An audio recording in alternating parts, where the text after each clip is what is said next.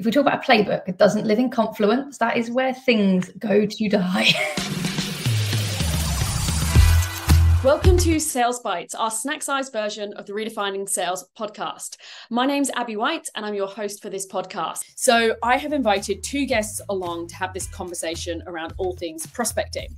So I have gone to Lucy Lee, who is at Purple Patch, and she has a really strong background in sales enablement. She's been, for example, the APAC sales enablement manager for Go1. Prior to that, she's had individual contributor roles at the likes of HubSpot. So she really does know what she's talking about, and she's walked the talk. And what I like about Lucy is her just very real, very honest, very pragmatic and experienced approach that she brings to the table. So I've got Lucy, and with her, I've got her co-pilot, so founder and managing director, Danielle DeCuna Horwath from Purple Patch. So Danielle started Purple Patch over 4 years ago now, having come from a really strong background. So Danielle, prior to that, was Senior Vice President at Go1 as well, around revenue operations and enablement. Before that, she was at Salesforce and was Director for APAC for Cloud Sales Enablement. So grab your pad, your pen, and get ready to jump into this conversation. So then the second thing that Lucy talked about there was around tool overwhelm.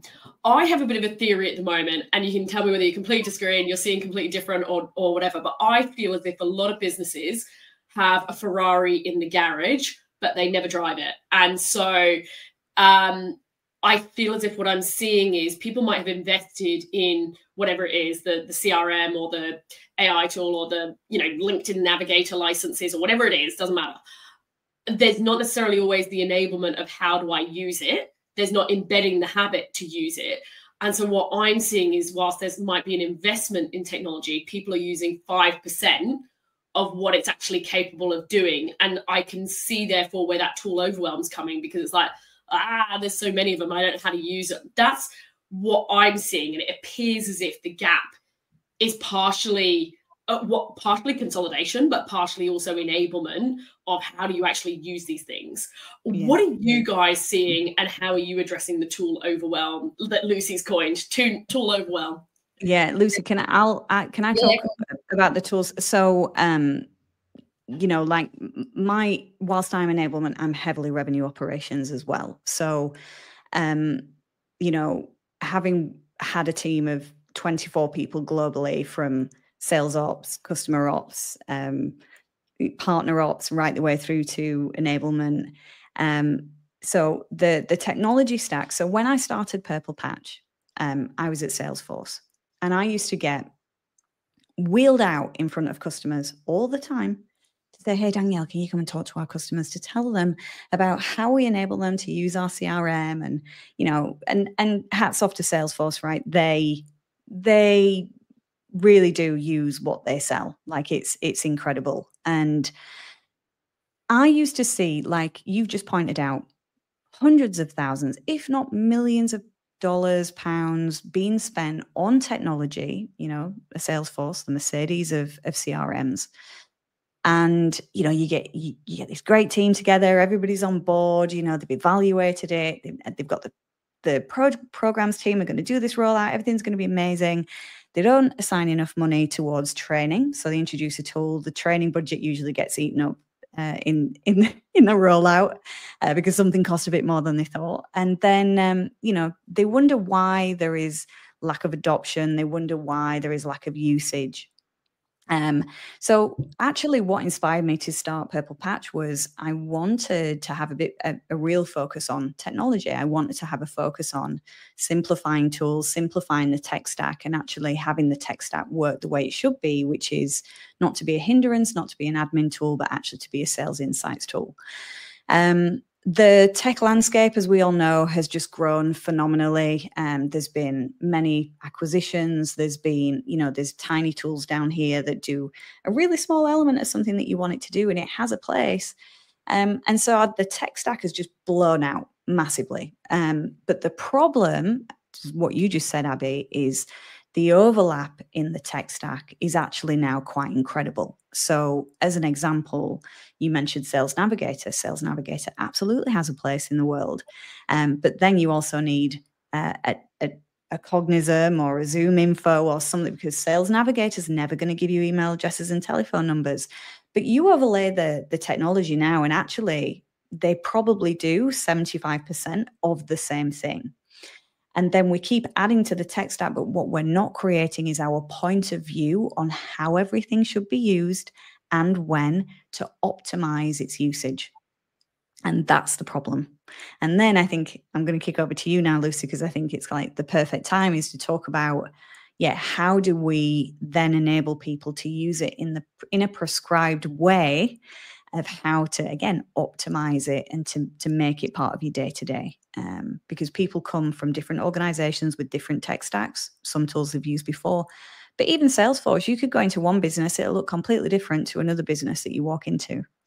There's no consistency. So so we actually dove into this quite a lot, didn't we, Lucy? And we've done some great playbooks on this kind of stuff as well. Yeah, that's what I was going to say. So I think the thing from any tech and tool thing is, can I just say this before we carry on with this? If we talk about a playbook, it doesn't live in Confluence. That is where things go to die. Oh my God, please do not put playbooks in Confluence. Don't put training in Confluence.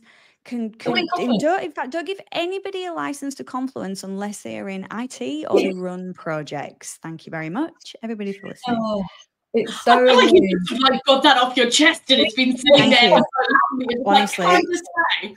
Okay, you feel better now? You feel like we can keep talking about tools? Are we good? Yeah, carry on now. That's good.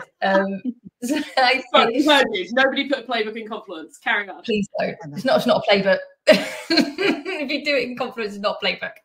The way that a playbook should work is essentially it should be built, and then it's a guide. It's a Bible of how to actually use that tool. One of the best things that we did, and of course this was spearheaded by Danielle with us once you ran our team, was we built the playbooks, but we also built a training program alongside that. So yes, here's your playbook, and it also helps everyone in their way that they learn. So here's the video to show you how to do it. Here's the image of where to click, and here's the talk track of what to do depending on how you learn best. So you have the 3 learning modalities there. And then alongside that, it was compulsory.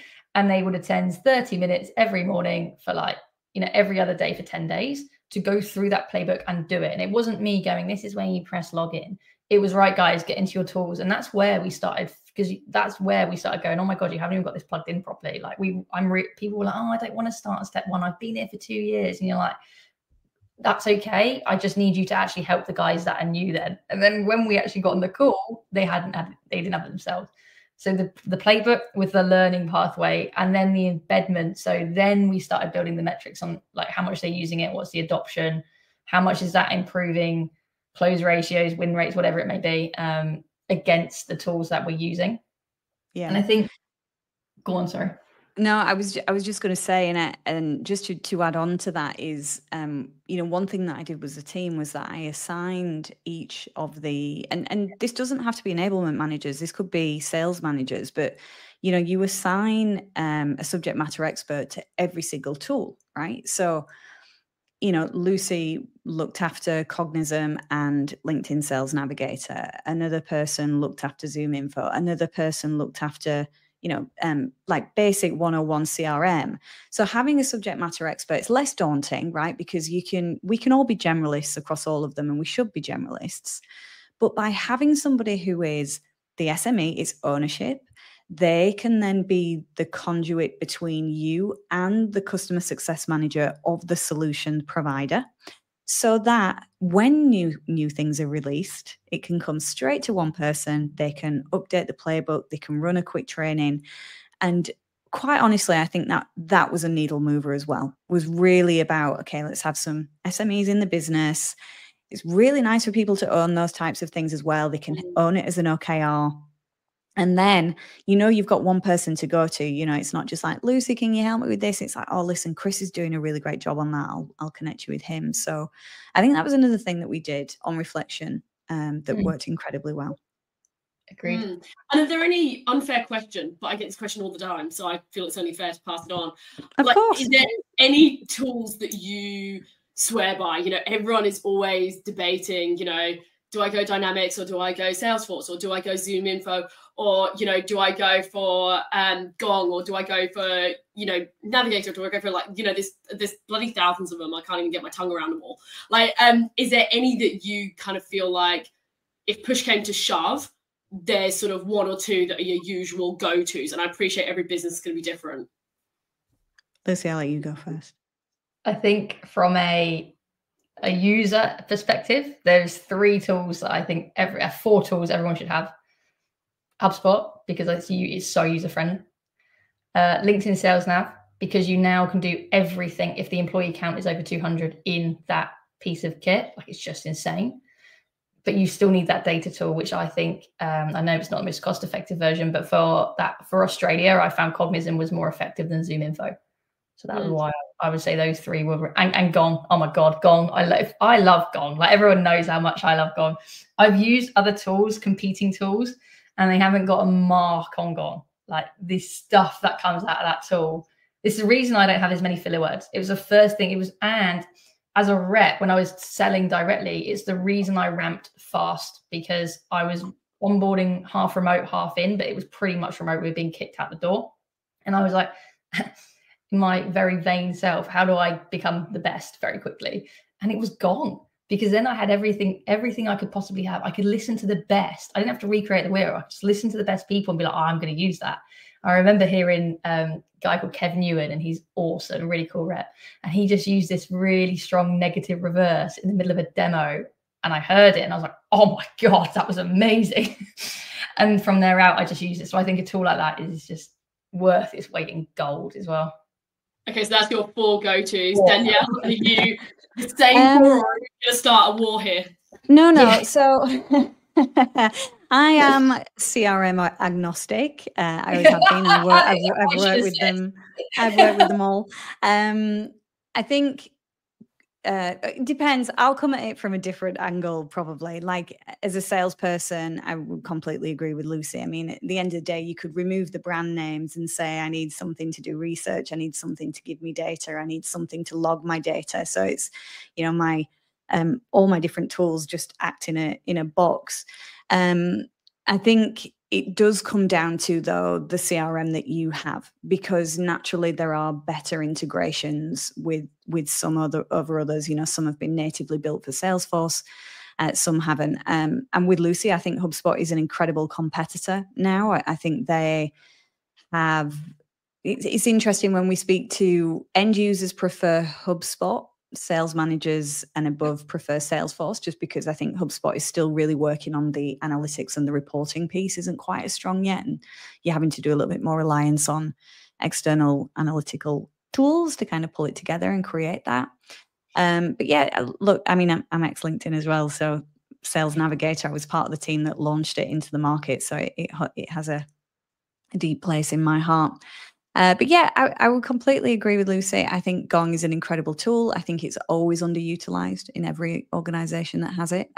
Although I did get a glimpse at the Gong future roadmap, and I think you'll be able to do a lot more in Gong that would probably actually mean you can get rid of a couple of other tools as well. So I would definitely have Gong, just because I think the future roadmap is there. Really, really there. I hope you're enjoying this conversation. If you have not done so already, please subscribe and you'll be the first to receive them.